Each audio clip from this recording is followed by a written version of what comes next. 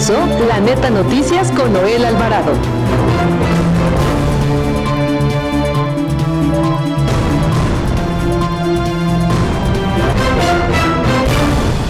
Tras confiar en todas las fuerzas políticas, la presidenta de México, Claudia Sheinbaum, envió al Congreso de la Unión una reforma constitucional con la finalidad de que se pueda crear una ley general contra las extorsiones. La suma de esfuerzos de los tres órdenes de gobierno ha hecho posible brindar más de 2.022.669 atenciones y servicios a la población en colonias, pueblos y comunidades de 48 municipios del país, en 10 entidades, destacó la secretaria de Gobernación, Rosa Isela Rodríguez Velázquez. Alejandro Gers Manero, fiscal general de la República, dio a conocer este martes que el Ministerio Público Federal ya abrió una carpeta de investigación contra el expresidente Enrique Peña Nieto por los presuntos sobornos de 25 millones de dólares que recibió para permitir el uso del software de espionaje Pegasus. Tras 40 días de paro laboral, este martes se reanudaron las actividades en el Poder Judicial de la Ciudad de México, donde más de 10,000 trabajadores regresaron a sus puestos en juzgados, tribunales y oficinas administrativas.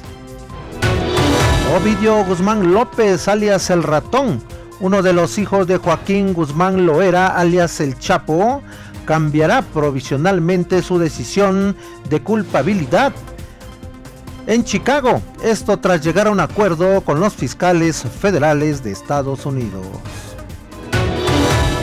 El secretario de Seguridad Ciudadana, Pablo Vázquez Camacho, presentó los avances en materia de seguridad pública alcanzados del 5 de octubre del 2024 al 30 de junio del 2025. Esto en el marco de la Estrategia de Seguridad y Construcción de la Paz.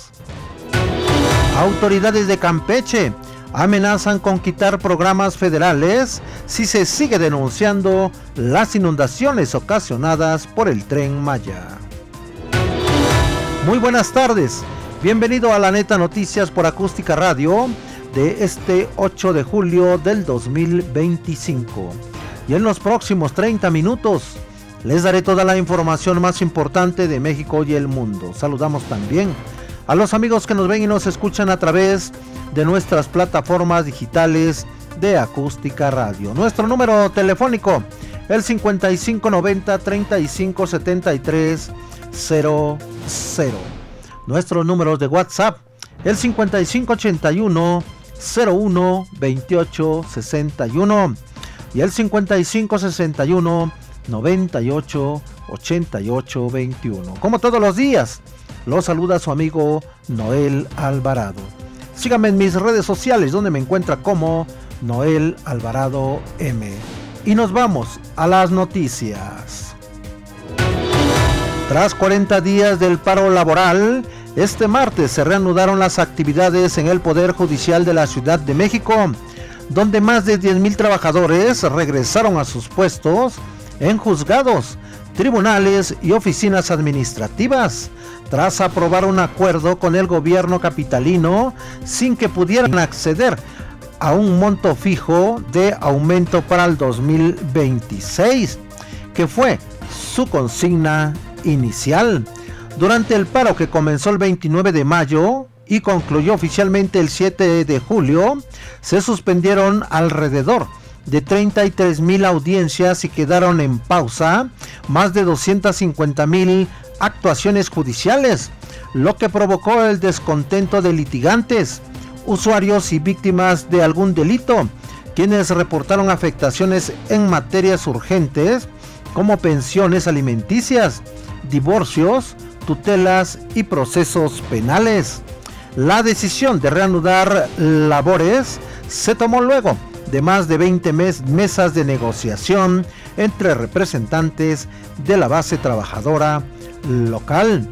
Y el acuerdo firmado el 4 de julio fue sometido a votación por el personal judicial y aprobado por mayoría en distintas sedes. Sin embargo, una de las quejas que persistió desde el primer día y hasta el lunes, hasta ayer lunes, previo a la reapertura, fue derivada de que las autoridades no establecieron un porcentaje concreto de aumento salarial para el año 2026, una de las principales exigencias del movimiento. Pues bueno, qué bueno que ya todas las actividades en el Poder Judicial de la Ciudad de México ya se encuentran activas.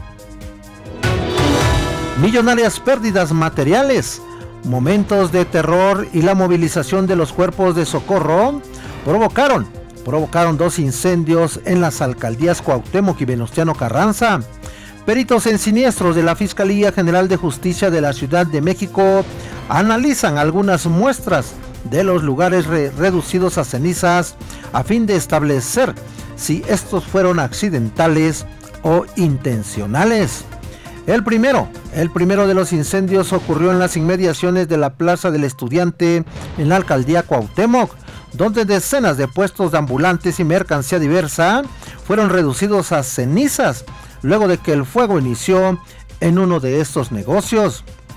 Mientras este se terminaba de sofocar por parte de personal del cuerpo de bomberos, otro incendio se inició en una bodega de ropa y telas, así como de otros artículos de procedencia china, en la avenida Ferrocarril Hidalgo, donde las llamas se extendieron rápidamente y las lenguas de fuego amenazaban con alcanzar las propiedades aledañas. Debido a ello, decenas de personas fueron desalojadas ante el temor de ser alcanzadas por las llamas. El personal del cuerpo de bomberos, así como de protección civil, trabajaron hasta después del mediodía en este lugar que fue reducido a cenizas. La Fiscalía General de Justicia de la Ciudad de México, sus peritos en siniestros, analizan algunas muestras para establecer si estos 2 incendios allí en el centro de la Ciudad de México fueron ocasionados de manera intencional o si fueron de manera accidental. Ovidio Guzmán López, alias El Ratón, uno de los hijos de Joaquín Guzmán Loera, alias El Chapo Guzmán, líder fundador del cártel de Sinaloa, cambiará provisionalmente su declaración de culpabilidad mañana miércoles allá en Chicago, tras llegar a un acuerdo con los fiscales federales de Estados Unidos. En el 2012, el gobierno estadounidense lo incluyó en la lista de narcotraficantes internacionales por considerar que jugaba un papel relevante en las actividades de su padre y Estados Unidos. Hasta lo señaló que el conocido por el apodo del Ratón ordenó el asesinato de un popular cantante mexicano que no quiso ir a su boda. En un primer momento, tras ser extraditado a Estados Unidos en el 2023, dice no culpable de los 5 cargos en su contra: conspirar para distribuir droga, formar parte de una empresa criminal, exportar narcóticos a Estados Unidos, efectuar transacciones financieras con el producto de actividades ilegales y usar y portar ilícitamente armas de fuego. Tras confiar en que todas las fuerzas políticas van a aprobar, la presidenta Claudia Sheinbaum envió al Congreso de la Unión una reforma constitucional con la finalidad de que se pueda crear una ley general contra las extorsiones, el único de los delitos de alto impacto que sigue a la alza. La mandataria federal dijo que primero se tiene que reformar la Constitución en su artículo 73, para que el Congreso tenga facultades de expedir una ley general contra la extorsión, es decir, una ley a la que los 32 estados del país se deben de apegar. Además, el titular de la Secretaría de Seguridad y Protección Ciudadana del Gobierno de México, Omar García Harfuch, presentó el informe de seguridad. Escuchemos lo que dijo esta mañana. En 21 estados de la República, el Ejército, la Marina y la Fiscalía General de la República han inhabilitado más de 1,160 laboratorios y áreas de concentración. Es un número sin precedentes que afecta a la economía de la delincuencia organizada y su estabilidad para producir drogas. Estas detenciones y aseguramientos evitan que sustancias nocivas lleguen a nuestras comunidades, que armas ilegales alimenten la violencia y que estructuras criminales sigan operando con impunidad. Además, estos laboratorios desmantelados significan una afectación económica de cientos de millones de pesos para los grupos delictivos, recursos que ya no podrán utilizar para expandir sus operaciones y generar más violencia en nuestro territorio. En el estado de Sinaloa, por instrucciones de la presidenta Claudia Sheinbaum, el Gabinete de Seguridad ha incrementado el despliegue operativo en días recientes con el objetivo de restablecer la paz y la tranquilidad en la región, obteniendo los siguientes resultados en lo que va de la administración: 1.400 personas detenidas, 2.500 armas de fuego aseguradas, 58.712 kilogramos de droga, 87 laboratorios para la producción y almacenamiento de estupefacientes, más de 1 tonelada y 1.139.672 pastillas de fentanilo. Algunas de las acciones relevantes en días recientes fue en Caminahuato, fue detenido un integrante del grupo delictivo de Los Mayos con 10 armas de fuego, un fusil Barrett, una ametralladora, granadas, 12 artefactos explosivos, cargadores, más de 2.000 cartuchos y un vehículo con blindaje artesanal. En otra acción, tras repeler una agresión, personal de la Secretaría de Marina detuvo a 6 personas y aseguró 8 armas largas, vehículos, 47 artefactos explosivos y un laboratorio clandestino con diferentes sustancias. Con apoyo de Policía y Fiscalía Estatal en el municipio de San Ignacio, se aseguraron 9 armas largas, cargadores, más de 3.000 cartuchos, camionetas y 3 camionetas blindadas. En Nabolato, Sinaloa, elementos del Ejército y de la Policía Estatal fueron agredidos con disparos de arma de fuego en el poblado de Las Aguamitas. Tras repeler la agresión, detuvieron a 11 integrantes del Cártel del Pacífico y aseguraron un fusil Barrett, una ametralladora, armas largas, cortas, 2 aditamentos lanzagranadas, más de 2.000 cartuchos, chalecos tácticos y vehículos. En Concordia, Sinaloa, también fueron detenidos 5 integrantes de Los Mayos, Cártel Pacífico, y aseguraron un fusil Barrett, 7 armas largas, cargadores, cartuchos, 4 artefactos explosivos. En el municipio de Cozalá, la Secretaría de Marina y la Secretaría de Seguridad y Protección Ciudadana aseguraron 14 armas largas, un tubo lanzagranadas, más de 6.000 cartuchos, cargadores, 89 ponchallantas, 3 vehículos con blindaje artesanal y 5 vehículos más. Y mire, sobre el mismo tema le doy a conocer que al respaldar la nueva Estrategia Nacional contra la Extorsión, la Cámara de Comercio, Servicios y Turismo de la Ciudad de México informó que durante el primer trimestre del 2025 se registró una incidencia delictiva promedio de 6.5%. Sin embargo, reportó que hubo alcaldías con niveles por encima de los 2 dígitos, como es el caso de Gustavo Amadero con 12.3%, Venustiano Carranza con 15.3% y Cuauhtémoc con 15.5%. El delito de narcomenudeo en el Estado de México continúa con tendencia ascendente y registra un incremento del 46.5%, según cifras del Secretariado Ejecutivo del Sistema Nacional de Seguridad Pública, siendo los municipios del Valle de México donde más corre la droga en colonias y barrios. La ley define al narcomenudeo como cualquier conducta de comercio, entrega, suministro o facilitación de sustancias estupefacientes, ya sea en forma onerosa o gratuita, y a la tenencia de la misma con el fin de comercialización, siempre y cuando estas acciones se encuentren dirigidas al consumidor final de la droga ilícita.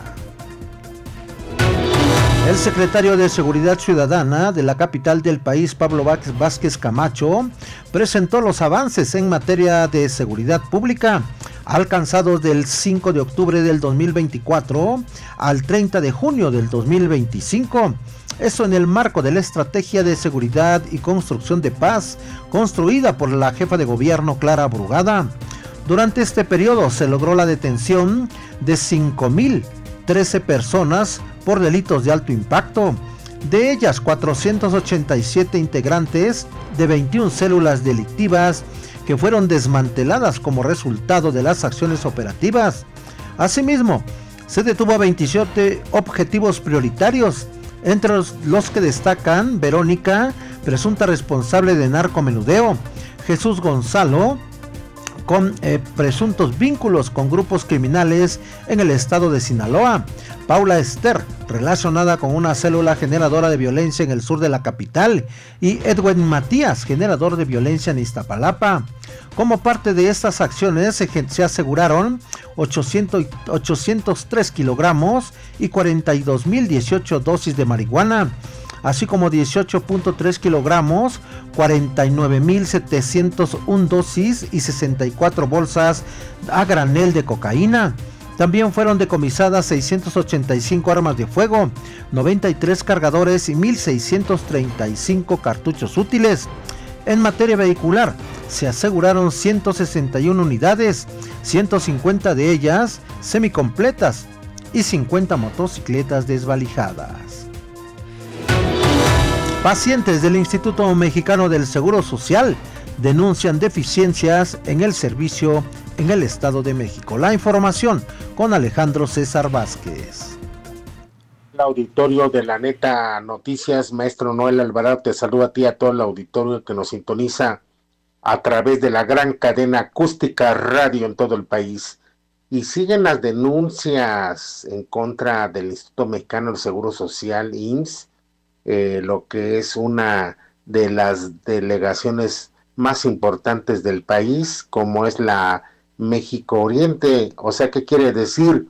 Es el Estado de México, toda la zona oriente, desde lo que es Naucalpan, Tlalnepantla, hasta Pasco, zona de los volcanes, incluyendo obviamente Coacalco, Ecatepec e inclusive Nezahualcóyotl, todos esos municipios densamente poblados, como es Chalco, Valle de Chalco.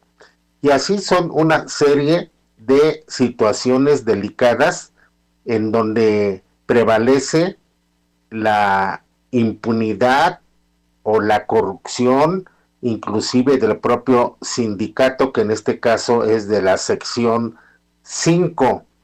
Y así es señalada a Josefina Estrada Martínez, quien es la delegada del IMSS y que pues tiene varios antecedentes desde antes en Guerrero, como despidos injustificados. Despidió, según nuestras investigaciones, a médicos, incluyendo al doctor Edgar Balbuena Herrera, director del Hospital General Vicente Guerrero en Acapulco, sin justificación alguna. Y así la corrupción y el nepotismo que se ve hoy en día reflejado en algunos nosocomios, y que esto repercute en que varios dineros, o sea, el presupuesto, no van directamente destinados a lo que se debe de aplicar.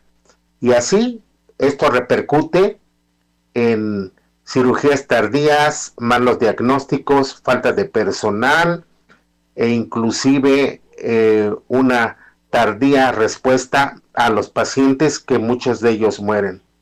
¿Y cuál es la situación que se ha señalado? Que tiene mucha amistad con el director Sue Robledo y Aburto, quien obviamente protege a Estrada Martínez, a quien acusan inclusive a algunos directivos de que ha impuesto a administradores para manejar recursos propios. Es una investigación que sigue y que ojalá se investigue muy a fondo lo que está aconteciendo en el IMSS, Delegación México Oriente. Muy buenas tardes. Gracias al amigo Alejandro César Vázquez. Y mire, también le doy a conocer que Alejandro Gers Manero, fiscal general de la República, dio a conocer este martes que el Ministerio Público Federal ya abrió una carpeta de investigación en contra del expresidente Enrique Peña Nieto por los presuntos sobornos de $25 millones que recibió para permitir el uso del software de espionaje Pegasus. El fiscal detalló que desde principios de la administración del expresidente Andrés Manuel López Obrador se presentaron una serie de denuncias en contra del también exmandatario Enrique Peña Nieto. No obstante, dijo, estas no prosperaron porque no se presentaron las pruebas de lo que estaba denunciando. Inclusive, el expresidente ya dio una respuesta. Nosotros ya abrimos una carpeta de investigación y vamos a reclamar a las autoridades de Israel de que esta información que dieron de carácter mediático la podamos incorporar a la carpeta de investigación para poder seguir con el expediente, dijo el fiscal general de la República, Alejandro Gers Manero. Y mira, esta tarde ya tenemos en la línea telefónica a Antonio de Marcelo para darnos el reporte policiaco. Buenas tardes, estimado Toño, platícanos. ¿Qué tal, Luis? Muy buenas tardes, con el gusto de saludarte y pues para comentarte que hoy amanecimos con una ciudad muy caliente y es que 2 incendios movilizaron a los cuerpos de bomberos, protección civil y alcaldías para apagar 2 incendios allá en el centro de la ciudad. El primero de unos puestos semifijos que ardieron en llamas por la madrugada y después una bodega donde había mucho material flamable. Por horas trabajaron los tragafuegos para poder apagar estas llamas. No se registraron pérdidas que lamentar, pero sí personas intoxicadas por el humo y por supuesto el cierre de toda la zona al tránsito vehicular para dar entrada.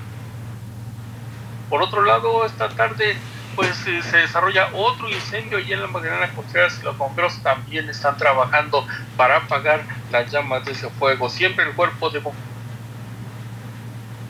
como los... Y en el Estado de México te comento que en Ecatepec, allá, realizaron una acción conjunta agentes de la Fiscalía de Justicia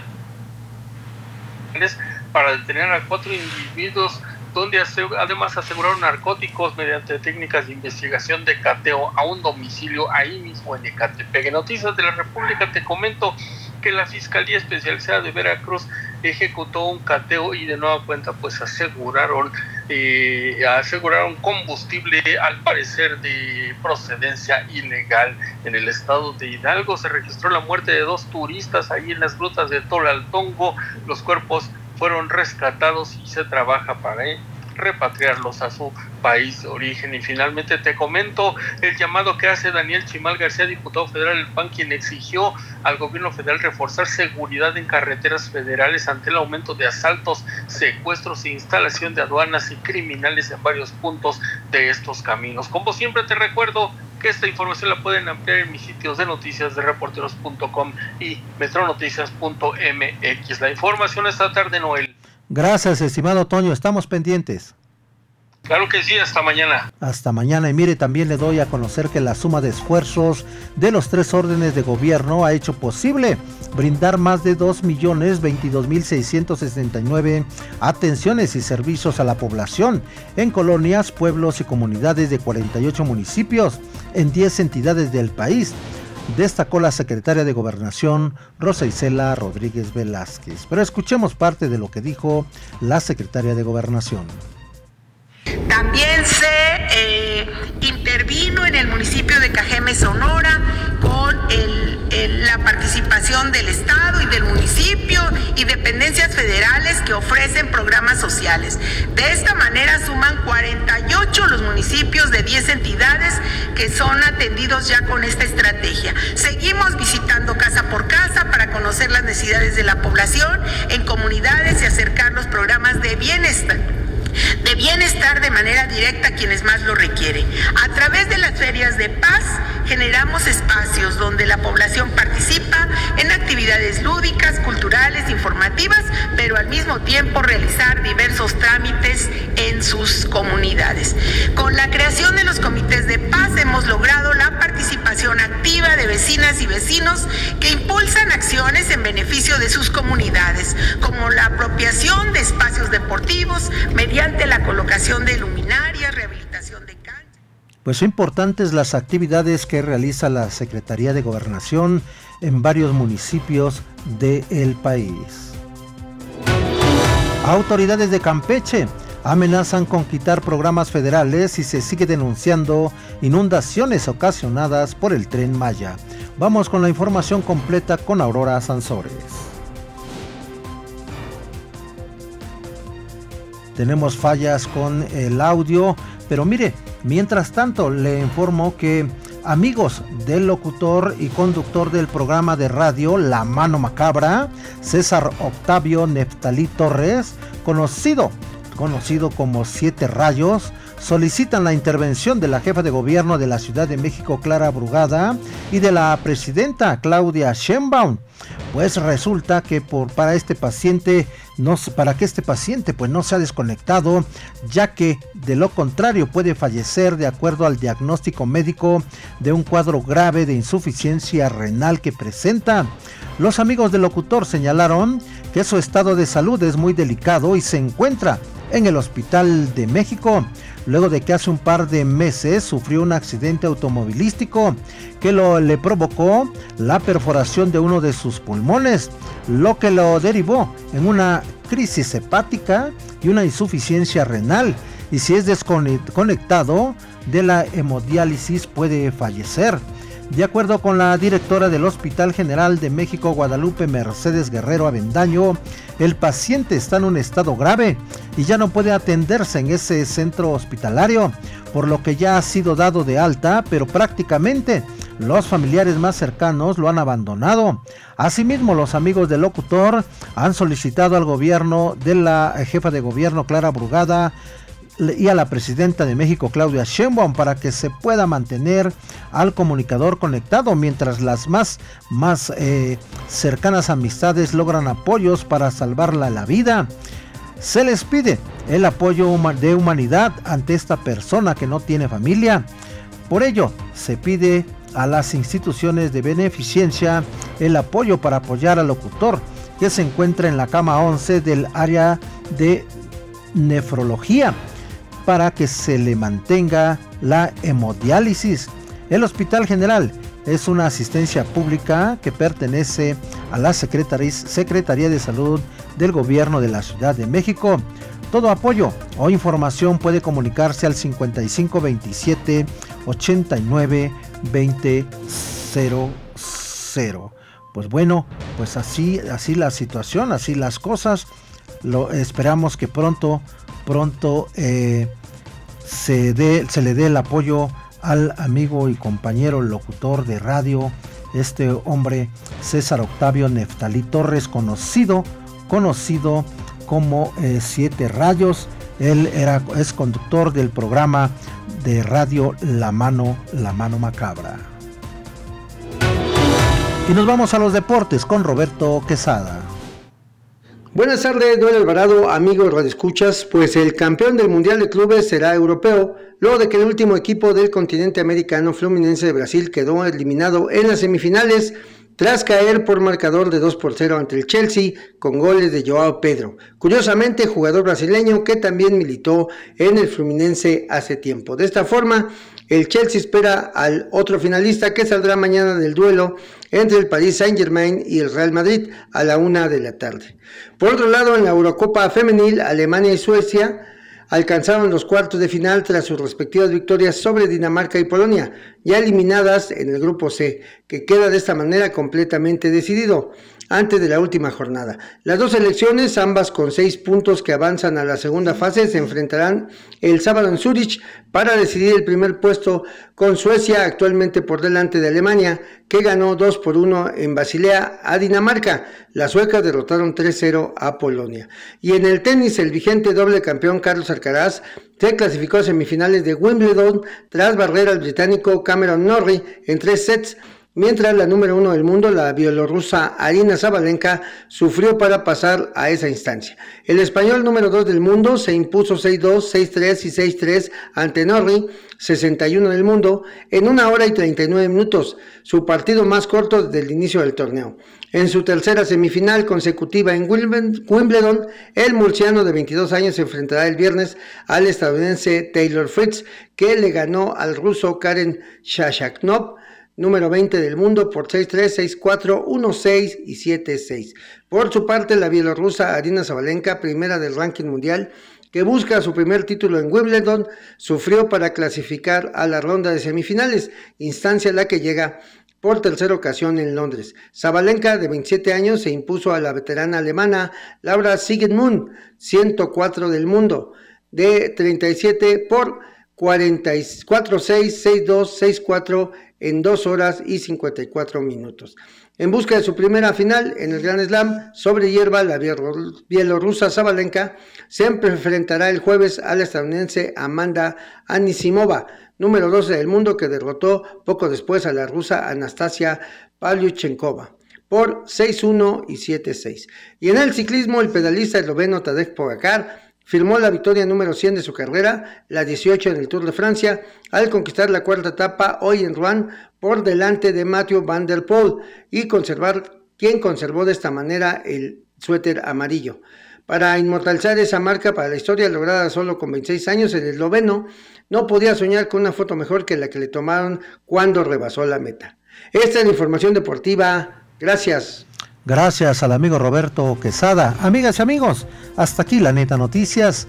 Recuerde que mañana miércoles tenemos una cita a las 17 horas por el 1150 de AM. Continúe con la programación de Acústica Radio. Se despide su amigo Noel Alvarado. Sígame en mis redes sociales, donde me encuentra como Noel Alvarado M. Nos saludamos y nos escuchamos mañana.